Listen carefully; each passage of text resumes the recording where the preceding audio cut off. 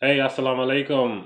Thank you for joining. This is your Demi Sheikh, aka Brad Addo, and today I'm coming to you with some more information about remaining hadith free and studying from the Quran only. And I want to say first of all, thank you for all the subscribers that has joined our channel. Thank you so much. I appreciate that. I apologize for coming to you in the dark today, but my light blew out and it's late at night, but I had to shoot this video.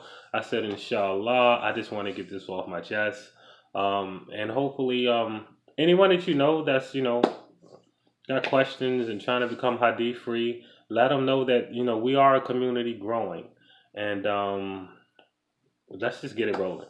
Okay, today I'm coming to you from Surah 17, ayat 36. The Surah al-isra 17, ayat 36, and this ayat is my is what I'm speaking of today, which basically says, "And follow not that of which you have no knowledge. Verily, the hearing, the sight, and the heart of each of those ones will be questioned by Allah." Once again, pursue not that of which you have no knowledge. Verily, the hearing, the sight, and the heart, and each of those ones will be questioned by Allah. Okay, so what that means to me, basically, if you're following anything, seek knowledge first, because you don't want to be guided in the wrong way. So, for instance, if you're reading hadith books for the people that do follow hadith, and you're looking at this video, um, have you seek knowledge into the writer himself? Just like, for instance, now I'm gonna go back because I used to be a Christian, and this is what brought me out of Christianity because I started questioning the author. Who is King James? Like 98% of the Bibles that circulates is King James version. It's written clear as day. It's not even hidden from you. It's a King James version of the Bible. So that brought questions to my head like, who is King James? For one, if the author isn't authentic, then the content can't be authentic. Okay, um, King James version is no different from Donald Trump's version of the Bible. Okay, would you take Donald Trump's version of the Bible to be authentic?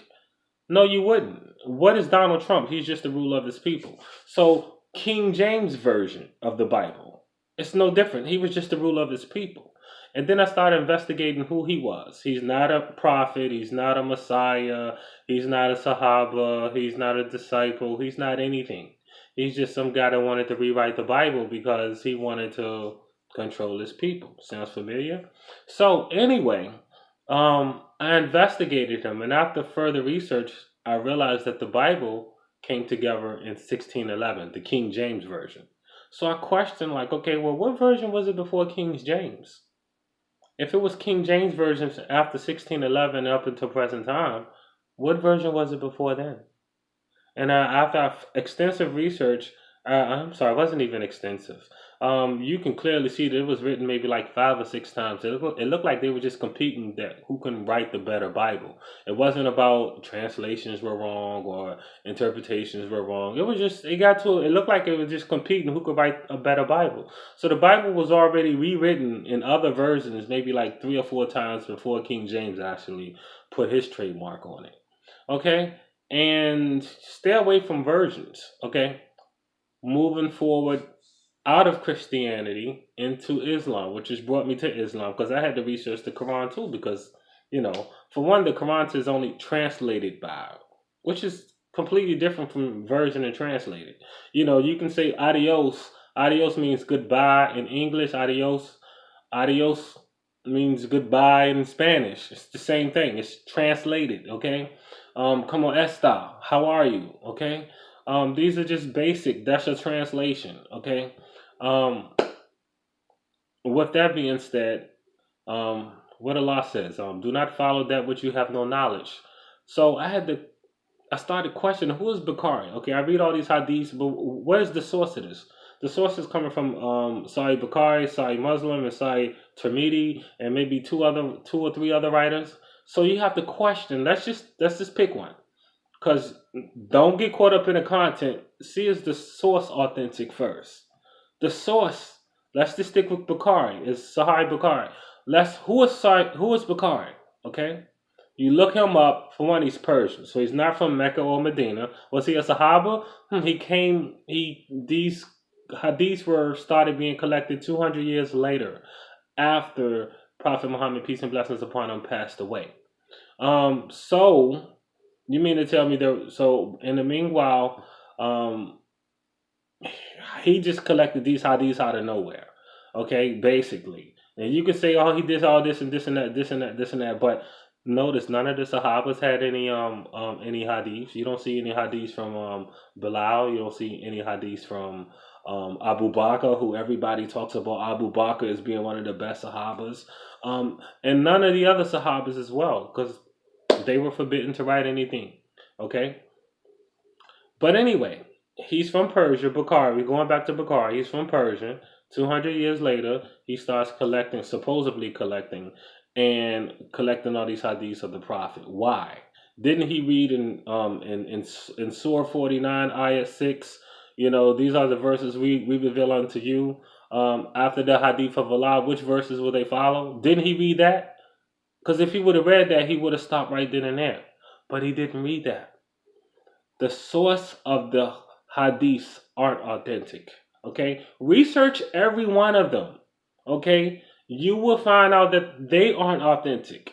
And then I believe this is on Wikipedia or something like that. They said to make it more convincing, they said that Bukhari, before he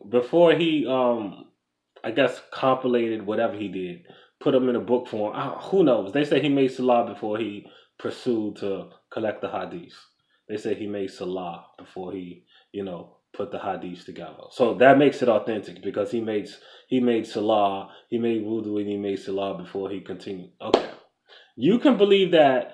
To me, the hadiths and the King James Version of the Bible, they are the same. You're going to hear me say that a lot, because I've came from Christianity. They're absolutely no different. They're all written by unauthorized men who Allah talks about, in plenty places in the Quran. I want to say 53:23. Allah is talking about unauthorized men who had no authority to be, doing anything. The only men who have authority to write the Quran is the Prophet Muhammad. Okay, or to write any of the scriptures. Okay, it only comes through the messengers. Peace and blessings upon them all. This is how revelation has come down to man. It's coming through the messengers. Just like when Musa, peace and blessings upon him, went to Mount Sinai, Allah gave him the Torah. Okay? It didn't come from Musa, then it went to Aaron, then it went to all these other, then it went to his mother. No, it was just straight from Musa to the people. It's the same thing from Prophet Muhammad to the people. There's nothing else after that. It shouldn't be anything after that.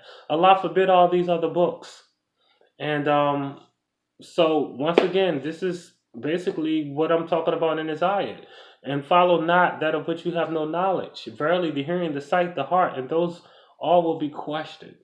So are you following of which you have no knowledge? You're looking in those books sound good, but have you researched the source? Once again, if the source isn't authentic, how can the information be authentic? Okay, I use the Bible, the King James Version. King James isn't authentic. He isn't a Sahaba. He isn't a messenger. He isn't a Nabi or Rasul, whatever. He's just a regular dude.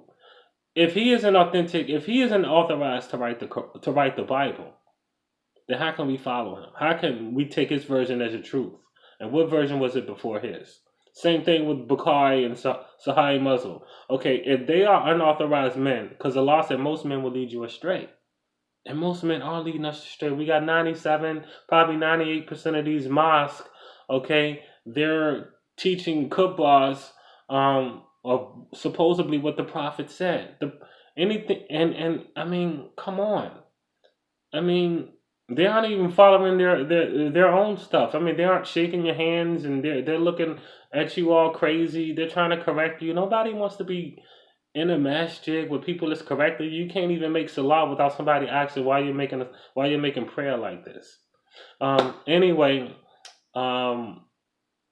do not follow that which you have no knowledge. You got to seek first in everything. Okay, just going beyond Quran and Quran now. So if you're pursuing your dream or anything, make sure you seek knowledge first. Just like when you go to a new job, you seek information in the job that you seek. You seek knowledge in the job that you're seeking, right? You don't just want to just sign up to any job. You got to see what the pay look like, what this look like, what's the vacation, what's this and this. I mean, we do extensive research on that. So why are we just going to just accept what's before us when it comes to reading hadith books and just accept it as the truth? And then if you actually ponder upon the little bit of information that you already have, Bukhari, is Bukhari a Sahaba? No, he's not. It came out 200 years later. Okay, so how can this book be authentic if it came out two centuries later? Just something to think about. Anyway, I hope you got some wisdom. I know it sounded like I was rambling a little bit, but these are just things I had to speak and get off my chest.